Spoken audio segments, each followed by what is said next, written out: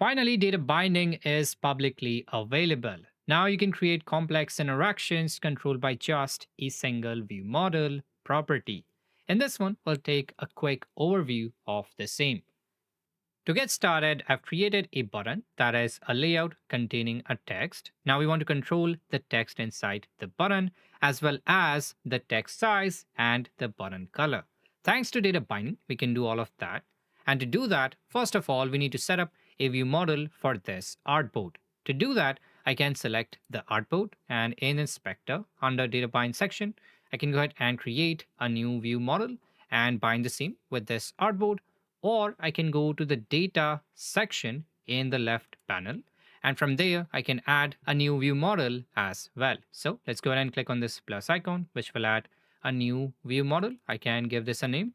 Let's call it button model. And then on our artboard, I will have to link the same as well. That is, for the model, we will use the button model, which we just created. Inside of this model, we'll add properties, inputs, if you will, to control our animation. In this case, we want to control the text inside the button. To do that, I can add a property for the same. So with the view model, we can click on the plus icon beside the same to add a new property. And we have various types to choose from. We have number, we have string, that is textual data, we have boolean, we even have color, and so on. In this case, we will use the string type to hold the text of the button. I can give this property a name as well. Let's say text. And now we will get the same, that is a property using which we will control the text inside the button. Now, when we change the value of this property, it should change the value of our button text as well. To do that, I can bind the same, that is the text and this property. To do that, first of all, I can go ahead and select the text itself and the run inside, essentially containing the text data. And then I can bind this with our property. There are two ways to do that. I can right click on this input field and click on data bind.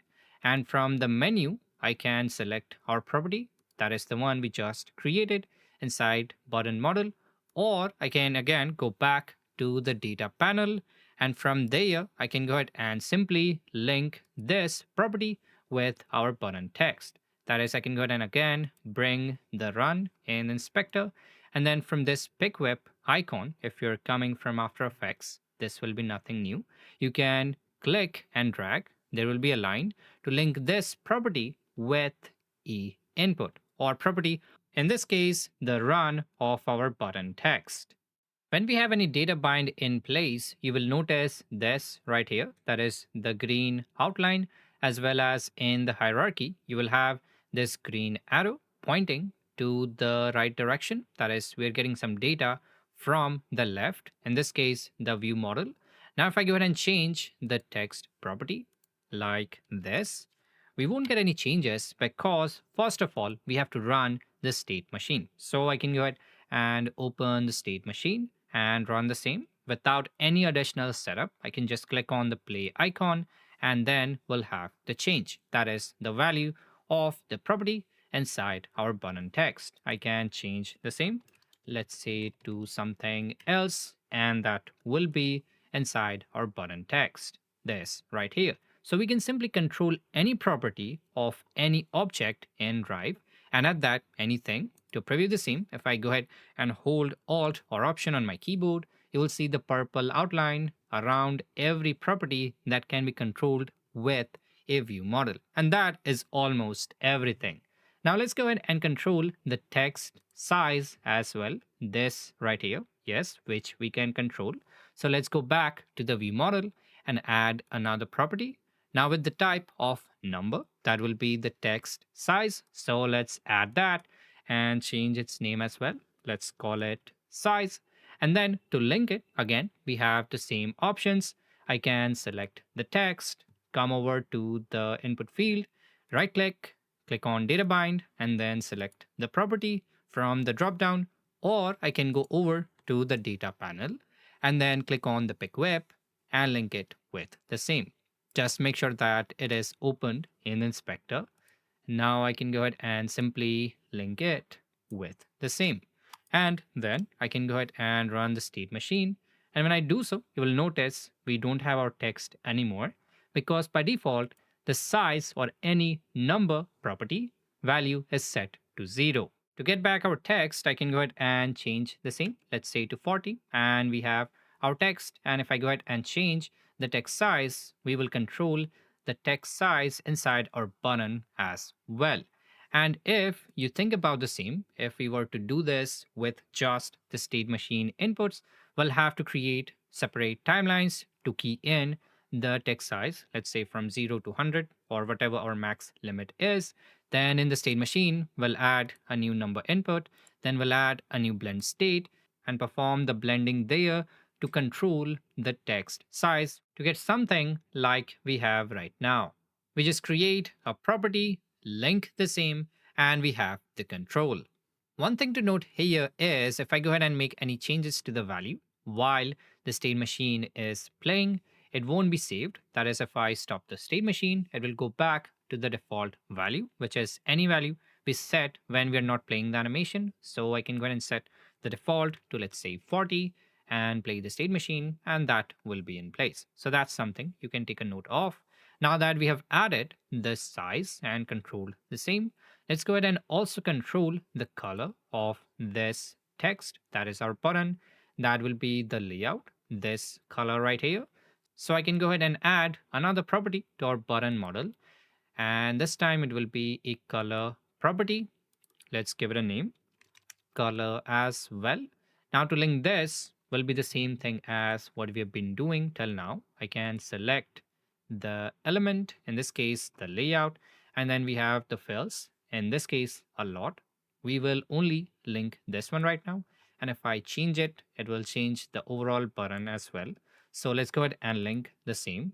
And to link it, we do not right click on this swatch, instead on this input field or the hex code. So I can go ahead and bind it with the color property. Same for the others as well. That is this background glow, this stroke. So I can go back to the data panel, this one right here, and then simply use the pick whip, this click and drag feature to link the color property with these colors inside our layer. Now, if I go ahead and play the state machine, we will have black for the button color because by default that is the case. If I go ahead and change it to something else, that's what we will have in our color.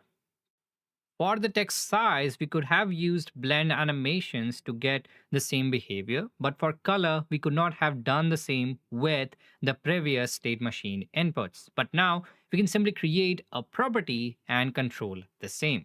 If I go ahead and change the size of the text, we do change the font size, but the spacing around the text stays the same because we have set the same on the layout itself, that is fixed values, the padding and the corner radius as well.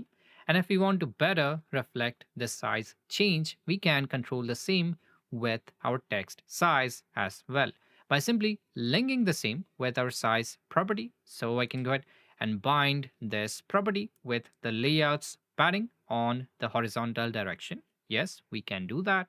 I can also link it on the vertical direction as well.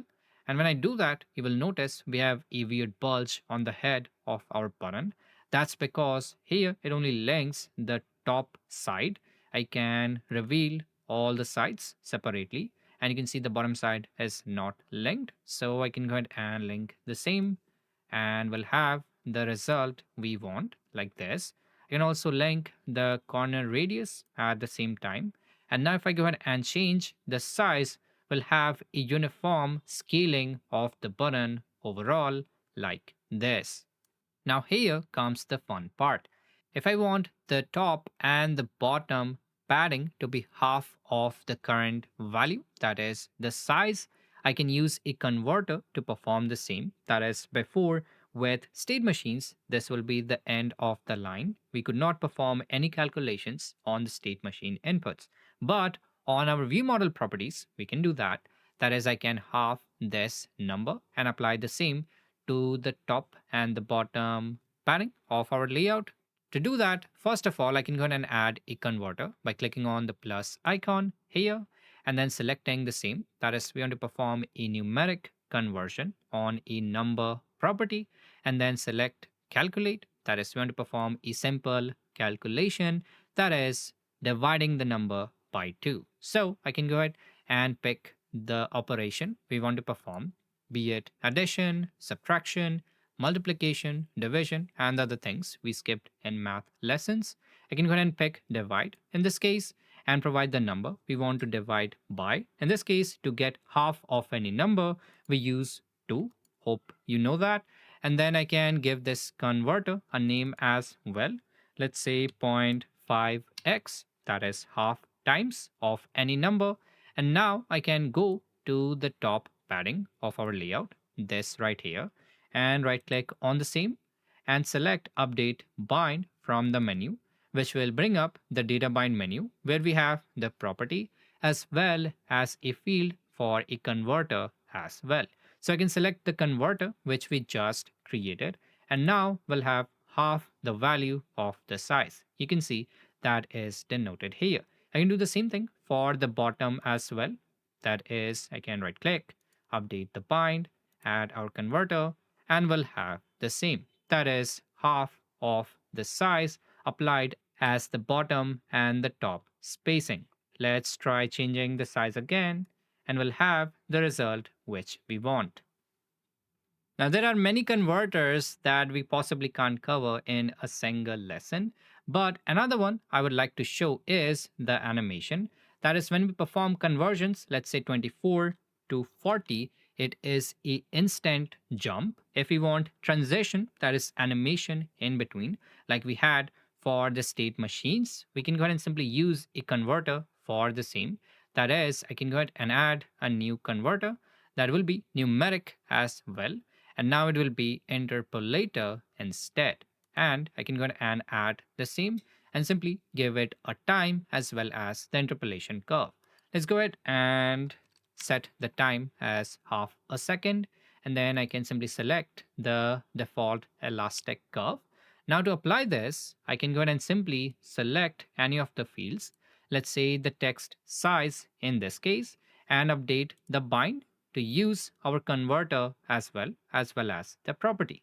So let's go ahead and add our interpolator, which we just created. And if I go ahead and try out the same thing, that is changing the size, let's say from 40 to 24, we will have a interpolation in between. Again, you can change the duration as well as the curve. If I set it to say a second, then it will be more pronounced.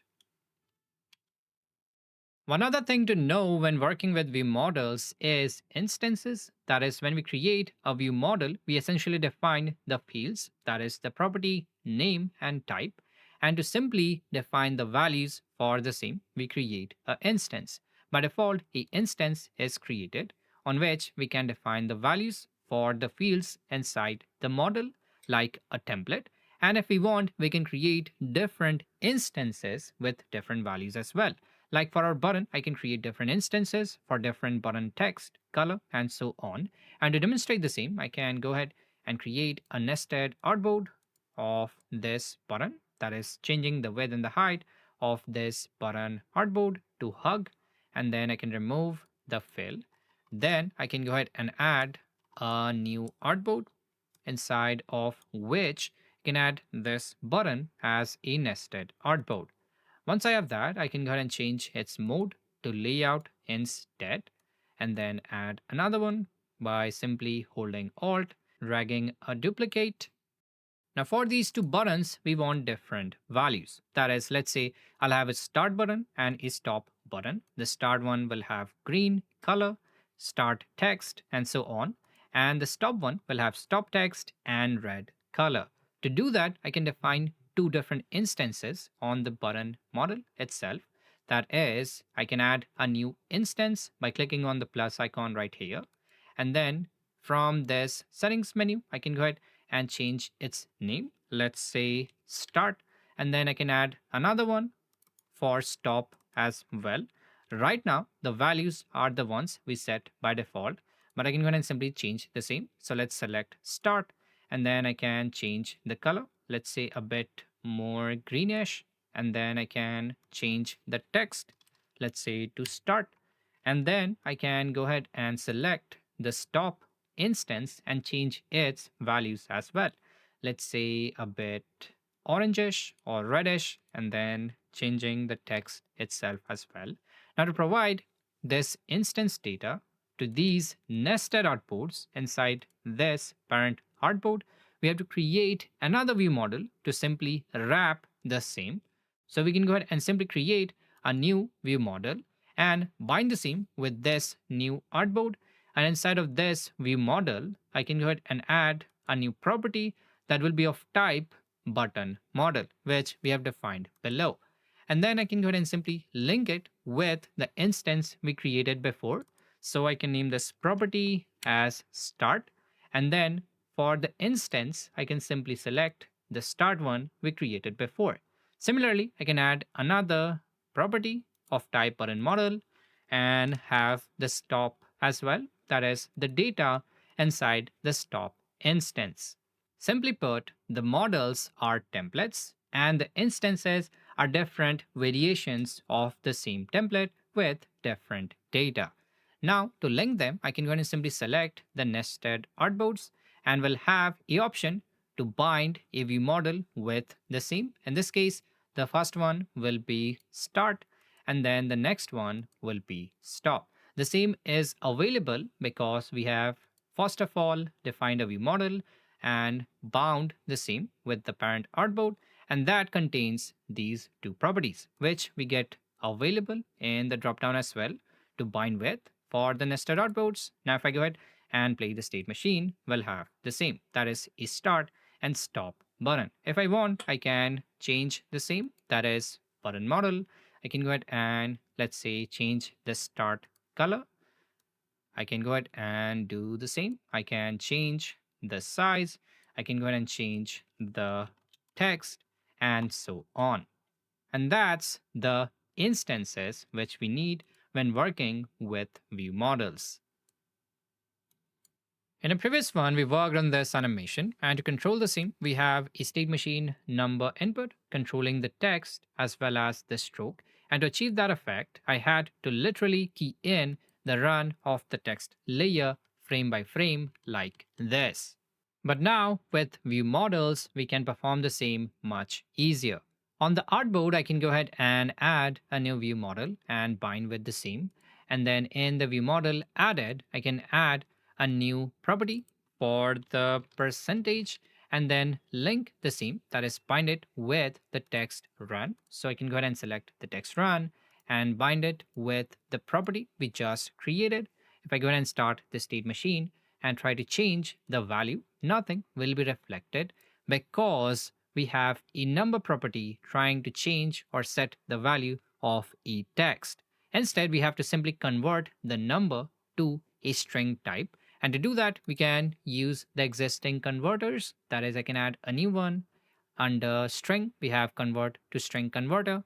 I can go ahead and simply set round decimals to 0 places by default and then add it on our text field. That is, along with the property, I will use the conversion to string converter as well. Now, if I go ahead and start the state machine and change the percentage property, will change the value as well. I tried another example for a two-wheeler dashboard using a single vModel property, the speed text, dial rotation, background stroke, trim, and even color is controlled. All possible thanks to converters.